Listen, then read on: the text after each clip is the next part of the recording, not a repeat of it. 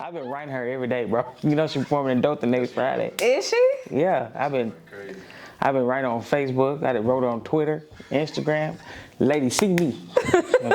Who am I? Xavi. My name is Xavi Parker. I'm from Clanton, Alabama originally. Came to Montgomery for school. Got my bachelor's degree in psychology. Went on and got my master's degree in clinical mental health counseling.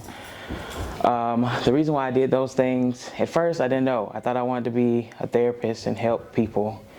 But once I got into it, I realized that really and truly I got the degree to kind of just expose who I am.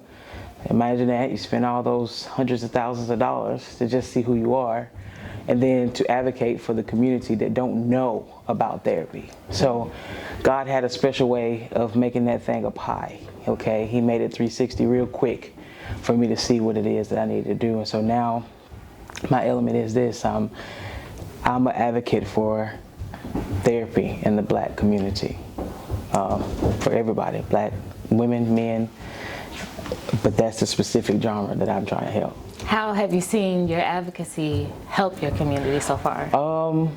People reach out and they ask.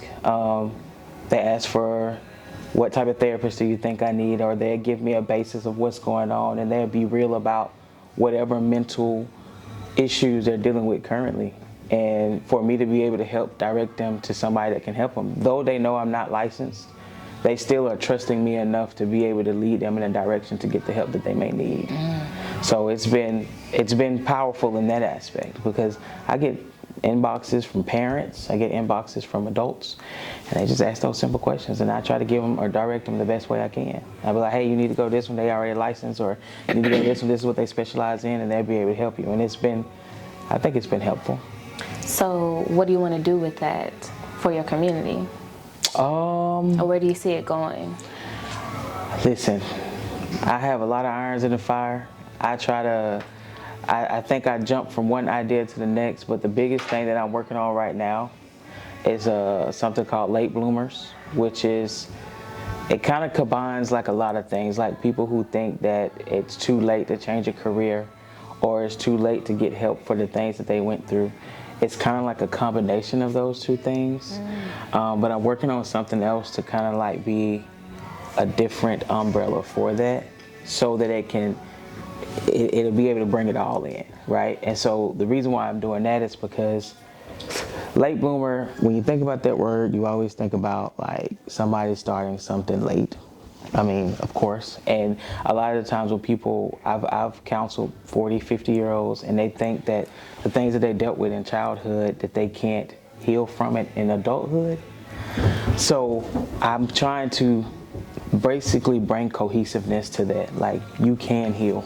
Like, you can get your breakthrough, you know what I'm saying? It's never too late for you to be healed, no matter what happened back then. And to get them out of their survival mode and just let them realize that, you know, you're stronger than that, you know. So those are just some of the things, and that's just late bloomers overall. It's just to inspire people, somebody to be the next me, because there is a lot of talent out here, and sometimes you just got to dig. If you're wondering why you're good at something, the best way to do is to just try whatever it is that you're really good at, and see what comes next. Yeah. So tell us about Xavi as an artist. Xavi as an artist.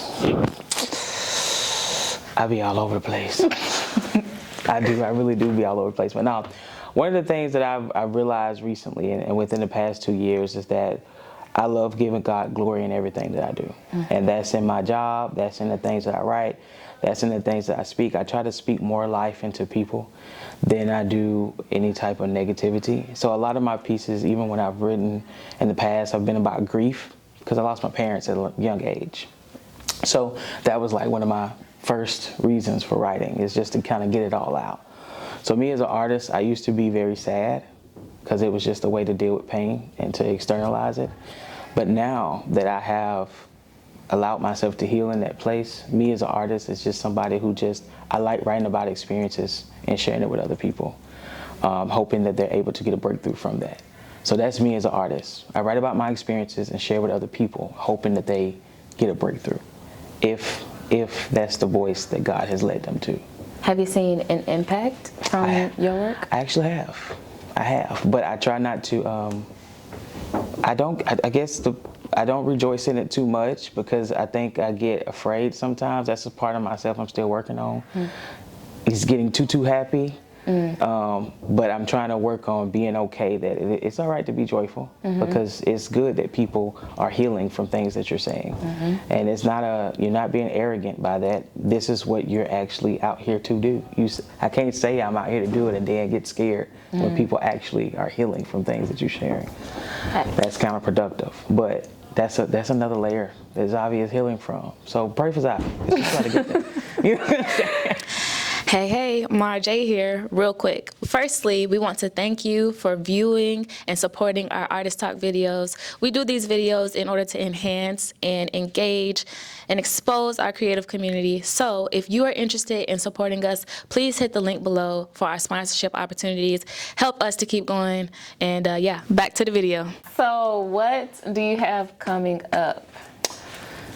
Can I talk about flavors and flows? Yes, girl, that's what I'm trying to get you to say this whole time. All right. Flavors and flows. Okay, we're going to talk about flavors and flows. This is the first poetry event that I've ever put together by myself. And when I say by myself, like, I'm the host. You know, I've been a part of other people's poetry shows. I've been, you know, a performer with them, or a talent. Rather, I'm trying to get away from using the word performer and saying talent or gift, you know. So I'm excited and I'm nervous because I'm like, I jumped on the gate.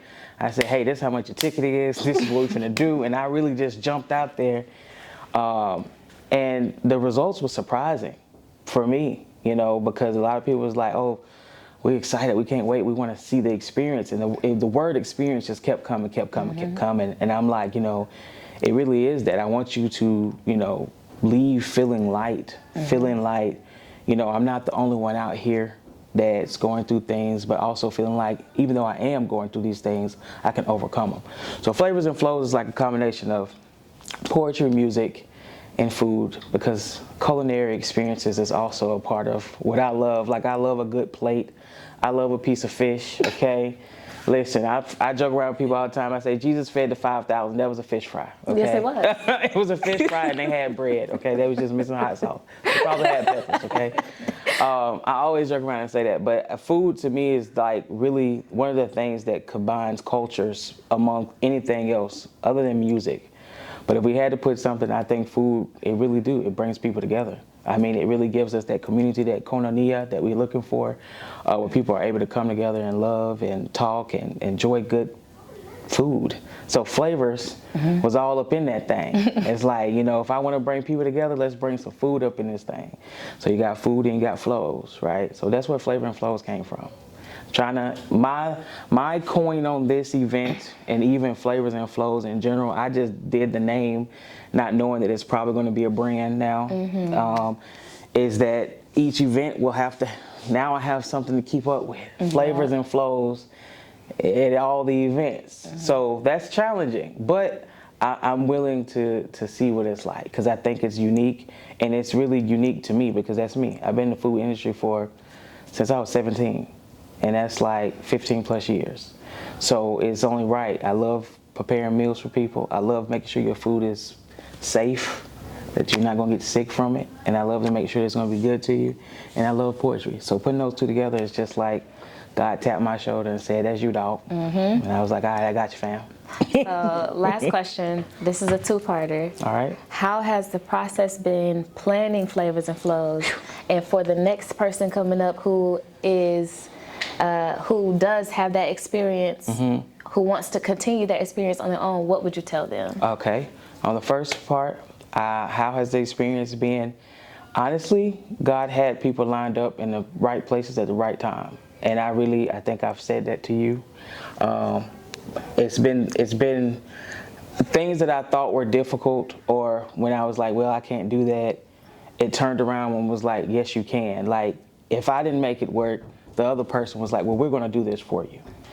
And you was a part of that, because I didn't know the first thing about putting a budget plan together. You know what I mean? So people came through and did that for me, and I'm like, okay, now I know how to do this. You know what I mean? I know how to work with numbers when dealing with food, but I didn't know how to do it with this.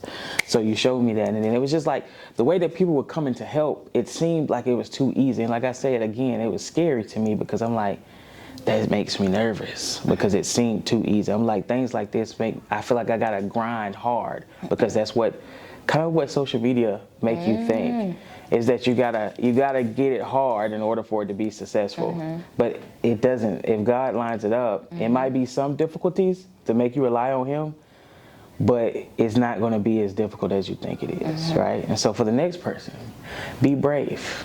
Be brave in it. If it's an idea that struck you, like my grandma used to say, God doesn't send an idea without a plan, right? So if it strikes you, be brave and go ahead and do it, because obviously the people are just waiting for you to make that first step. And that's what I've had to learn in this process, is that they were just waiting for me. I just had to do it. Yeah, amazing. Any last words? No, I appreciate y'all for listening. If that's something that I could say, and forgive me for getting tongue-tied, but I appreciate it. So that's all I got. Cool.